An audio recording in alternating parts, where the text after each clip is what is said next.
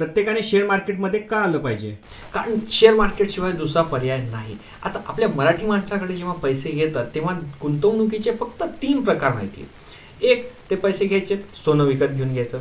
दुसरं, नाही तर काही ते जमीन विकत घेऊन घ्यायची. नाही तर सगळ्यात बेस्ट आहे आपली बँकेमध्ये FD करून घ्यायची. तर मी तुम्हाला सांगतो एक्झॅक्टली काय होतं. बँकेची FD याला सेविंग्स या प्रकारामध्ये येतो, इन्व्हेस्टमेंटमध्ये येत नाही. इन्व्हेस्टमेंट वेगळं आणि सेविंग वेगळी. सेविंग्समध्ये फक्त तुमचे पैसे पडून राहतील, ते वाढणार नाही. 3 ते 4% याला वाढणं म्हणत नाही. आणि गुंतवणुकीमध्ये तुम्ही थोडीशी काहीतरी धोका घेतात, रिस्क घेतात आणि एक चांगल्या रिटर्नसाठी. तर बँकेची FD सेविंग्समध्ये मोडतो. दुसरी गोष्ट, आता जमीन मालमत्ता.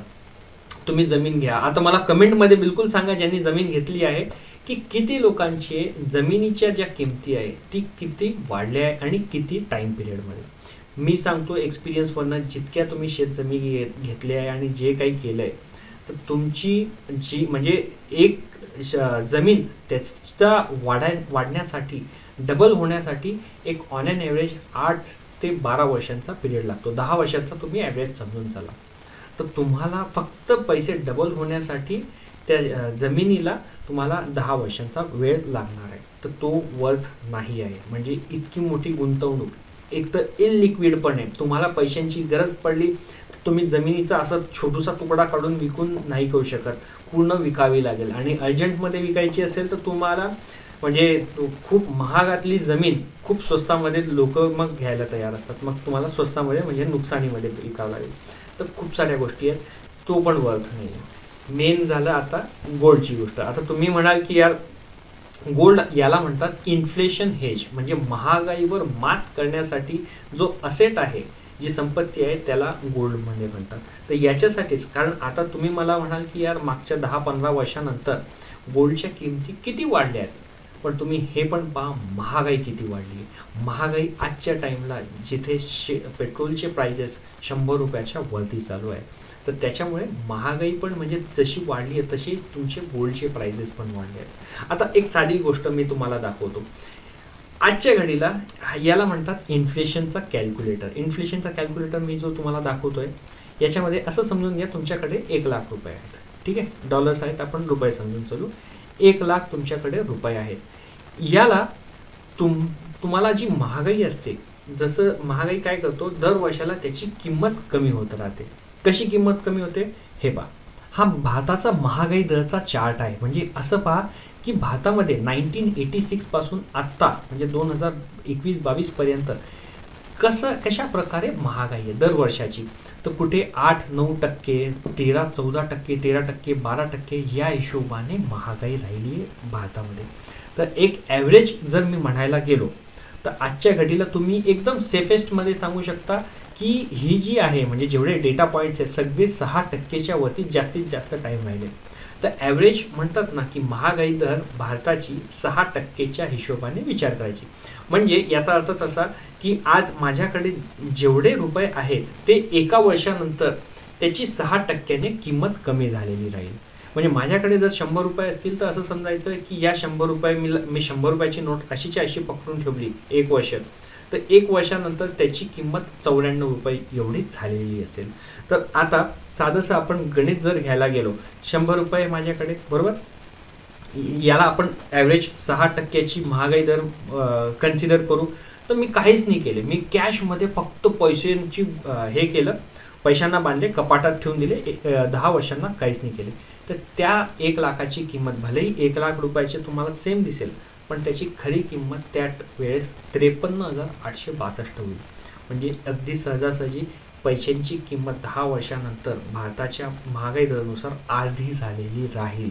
खूप मोठी गोष्ट आहे. विचार करा मित्रांनो की इथे तुमचे पैसे जर तुम्ही गुंतवणुकीला नाही लावलेत तर तुमचं काय विचार होऊ शकतो. आता एक साधीशी गोष्ट आहे, rate of return per annum. आता असं समजून घ्या, तुम्ही बँकेची FD करताय 3%च्या हिशोबाने, बरोबर, तर तुम्ही 3%च्या हिशोबाने कराल 73,000 तुमचे पैसे होतील.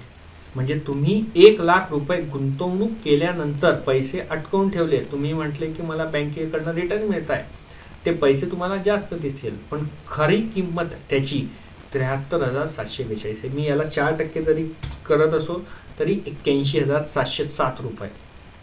म्हणजे तुम्ही उलट बँकेला पैसे देताय, म्हणजे तुम्ही गुंतवणूक करून नुकसान, गॅरंटीड नुकसान करून घेताय. हे याच्यासाठीच, कारण तुम्ही जे पैसे गुंतवाल ते कमीत कमी 6% किंवा त्याच्याहून वरती असेल तर तुम्ही काहीतरी गुंतवणुकीचा परतावा खऱ्या पैशांमध्ये घेत आहेत. आता तर याच्यामुळे तुम्हाला म्हणजे हे तर कळून गेलं की आपल्याकडे दुसरा अल्टरनेट नाही. आता शेअर मार्केटबद्दल मी तुम्हाला दाखवतो. हा शेअर मार्केटचा चार्ट आहे, जर्नी ऑफ सेन्सेक्स. सेन्सेक्स काय, मी सगळा प्रकार तुम्हाला सांगेल. तर आज जो शेअर मार्केट आहे तो 50,000च्या वरती आहे. ठीक आहे, तर 50,000. तर असं समजून घ्या 30 वर्षापूर्वी म्हणजे 1990ला तेव्हा पहिल्यांदा 1000 पॉईंटचा हा सेन्सेक्स होता. म्हणजे असं समजून घ्या मागील 30 वर्षांमध्ये हा 1000 पॉईंटचा आज 50,000 पॉईंट झाला आहे. म्हणजे तुमचे 50 टाइम्स झाला आहे. 5,000% रिटर्न्स. असा विचार. 30 वर्षापूर्वी, मी 15 वर्षापूर्वी सांगतो. 15 वर्षांपूर्वी हाच तुमचा म्हणजे 2005च्या आजूबाजूला तुम्हाला 5,000चा चालू होता.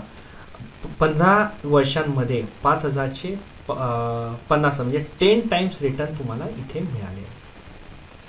10 वर्षांचे 10 इयर्स रिटर्न्स जर मी म्हणायला गेलो म्हणजे 2011च्या आसपास 15,000च्या आसपास होता. आज 3.33 टाइम्स तुमचे इथे रिटर्न झालेत. आता मी तुम्हाला आत्ता बोललेलो शेतजमीन वगैरे रिटर्न डबलपेक्षा जास्त नाही होत, बरोबर.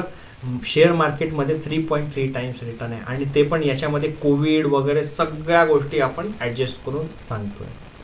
तर ही आहे शेअर मार्केटची ताकद. तुम्ही आणि याच्यात चांगले शेअर घेतले तर आणखी काय होऊ शकतं हे मी तुम्हाला हे पण दाखवेल. पण आज भारतासारखी महाशक्ती पूर्ण जगात नाही. आज 50,000चा सेन्सेक्स तुम्ही एवढी गॅरंटी ठेवा पुढच्या 20 ते 30 वर्षांमध्ये हाच 50,000चा तुम्हाला 3 लाख ते 5 लाखाच्या आसपास मिळून जाईल. भारत इतक्या चांगल्या प्रकारे म्हणजे डेमोग्राफिक म्हणा आणि इतक्या चांगला ग्रोथ आहे. आता मागच्या 10 वर्षांमध्ये जी ग्रोथ केली जरी ती कंटिन्यू ठेवली तर भारतासारखी महाशक्ती पूर्ण जगात राहणार नाही. आणि भारतासारखं शेअर मार्केट जे रिटर्न देणार आहे ते कुठेच आणि कोणी देऊ शकत नाही. त्याच्यामुळे भारतात आता प्रत्येकाने इथे सुरुवात करून द्यायला पाहिजे. ज्याने नाही केली त्याने आत्ताच्या आत्ता सुरुवात करायला पाहिजे.